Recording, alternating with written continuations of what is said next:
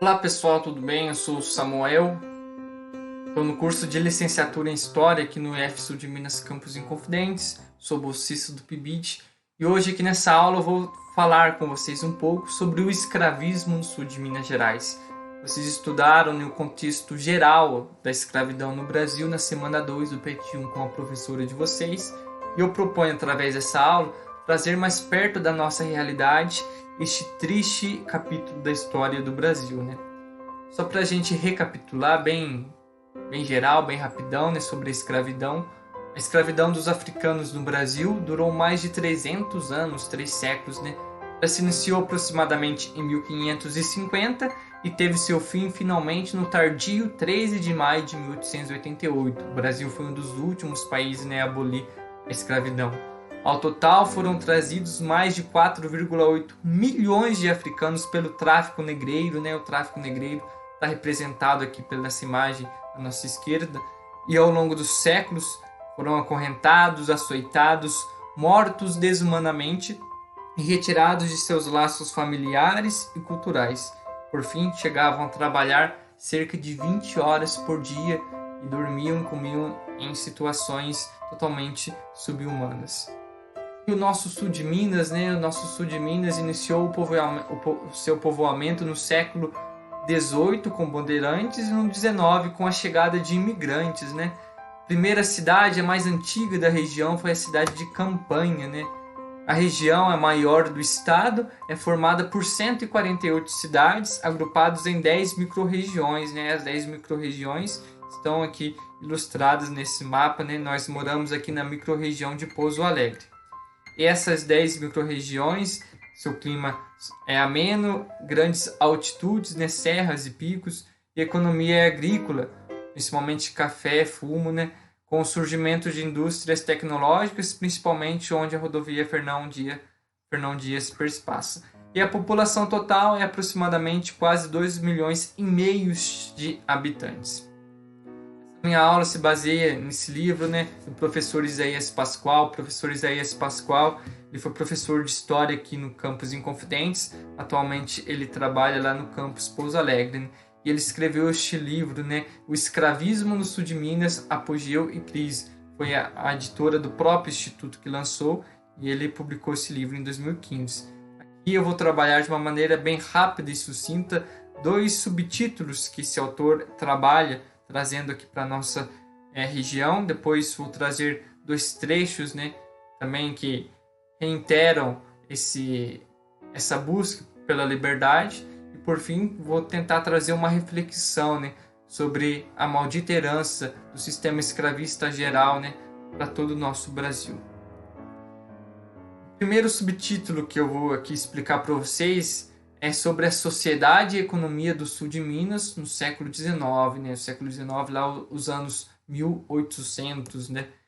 Naquele tempo era a maior população da colônia, né? A capitania de Minas Gerais, representando cerca de 20,5% da população. Além de ser a maior taxa de população, era também a maior representatividade no Congresso Imperial. Devido à crise da mineração, né, nós lembramos, né, aquela busca desenfreada pelo ouro, a cobrança do quinto, também as igrejas enfeitadas pelo ouro, dá-se início à cafeicultura. Justamente por isso que na capa do livro do professor Isaías, né, esse fundo é uma flor de café. Vale lembrar também que as novelas de época, principalmente essas novelas das 6, quando abordam o sistema escravista, sempre trazem à tona o escravizado trabalhando no café, né? Devido a isso, devido ao início e ao crescimento da cafeicultura, há um grande aumento de escravos por causa desses fatores, né? Os donos de café, os donos de terra buscavam escravos, compravam escravos justamente para trabalhar no café. Ao todo, na nossa província de Minas Gerais, foram trazidos 360 mil escravos. E isso é o que justifica o apego à escravidão até o fim, né? Porque os senhores não queriam, né, ver seus escravizados livres, porque a partir disso eles teriam que pagar, né, e dar condições dignas de moradia e de salário, né? Vale relembrar aqui que os escravizados dormiam e se alimentavam em situações totalmente desumanas. E além desses escravizados que trabalhavam tanto na mineração, porém a maior parte na cafeicultura, uma pequena parcela da nossa região de Minas Gerais e do sul de Minas tinham a posse de escravos e eram comerciantes. E esses escravizados não trabalhavam na loja junto com os comerciantes, muito pelo contrário, né? O professor Isaías explica que eles cuidavam do lar, da casa, enquanto geralmente o homem era que era responsável por trabalhar no comércio. Um segundo tópico que o autor trabalha é a lenta crise do escravismo, né? Vale lembrar que como a população de Minas Gerais era a maior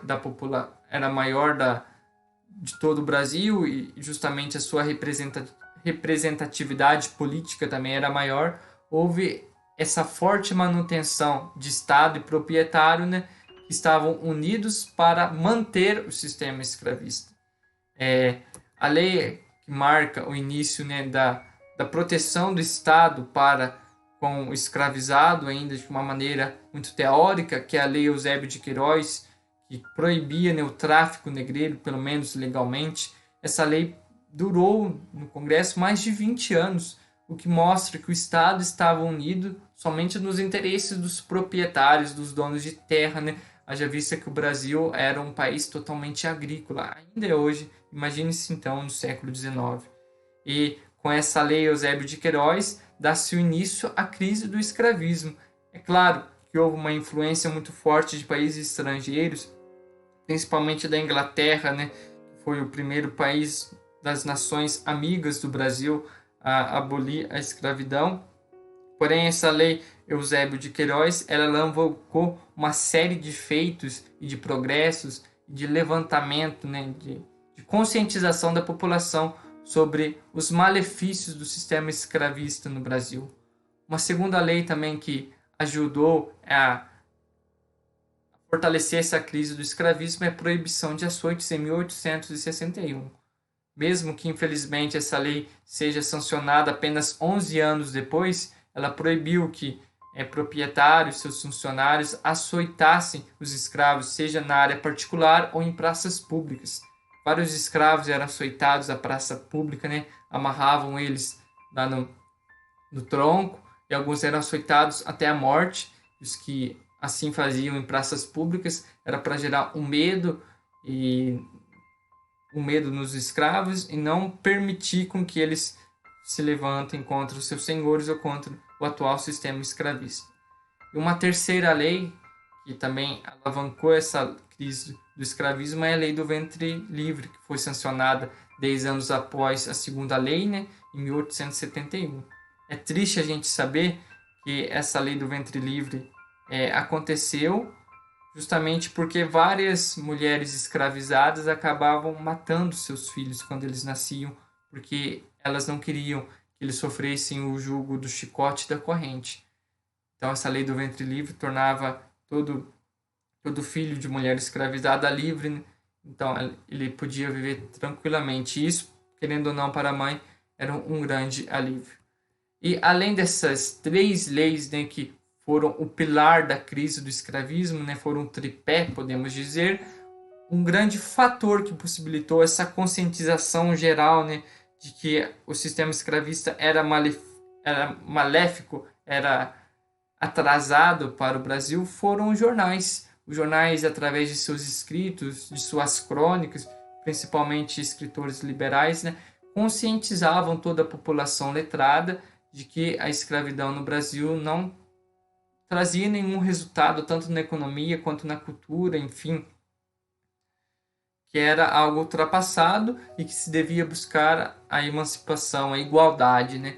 E aqui na nossa região, um grande jornal cuja sede é em Campanha foi o jornal O Monitor Sul Mineiro, que trazia aqui, né, através de seus escritos, uma forte conscientização mesmo de que o sistema escravista era mal, era ultrapassado, né?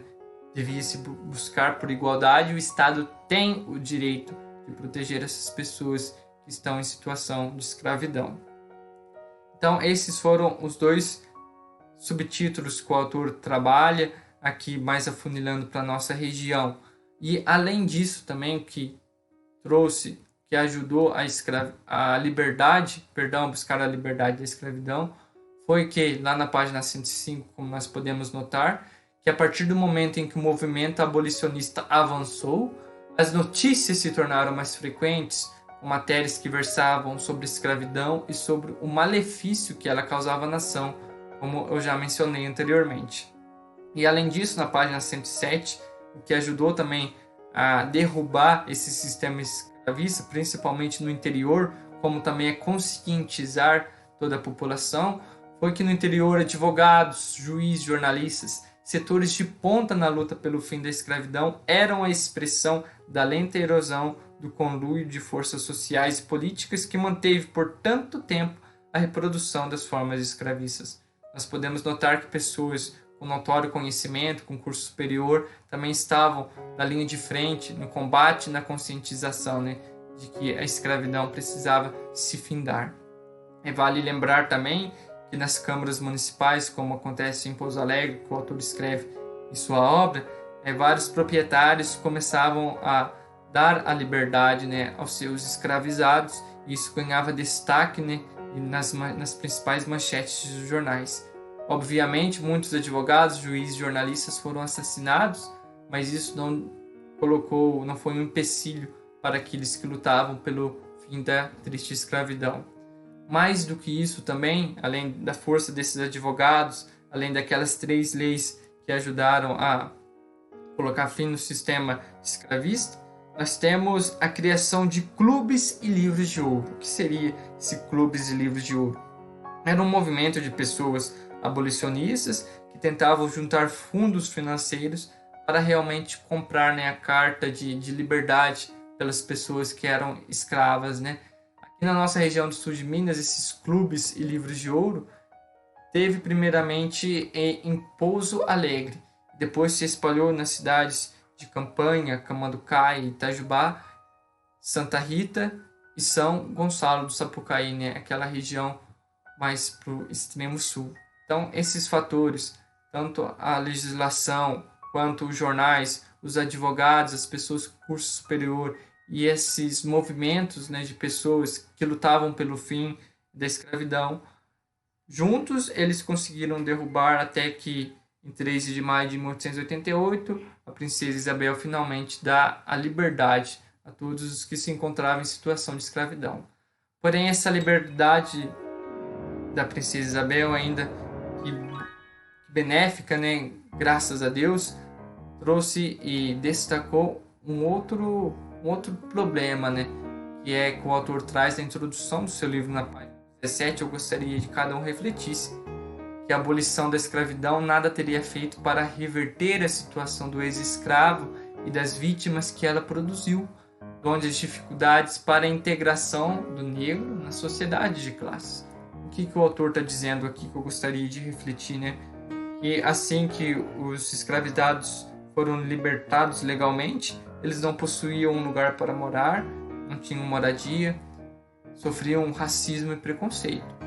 E tudo isso até hoje é consequência dessa falta de reconhecimento, dessa falta de apoio governamental do Estado para com o negro, começar lá do final do século XIX.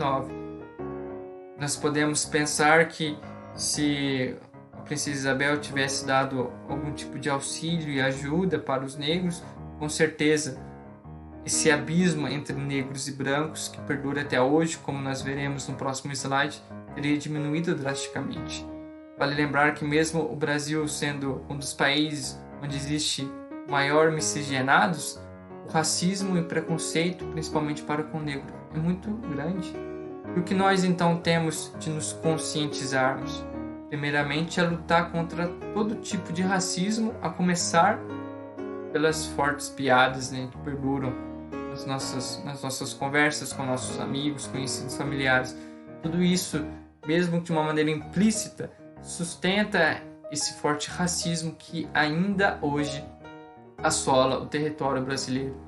Mais do que essas dificuldades de moradia, de racismo, eu trouxe aqui para vocês refletirem um levantamento lá do site exame.com, que mostra o DH e o abismo entre brancos e negros no ano 2000 a 2010.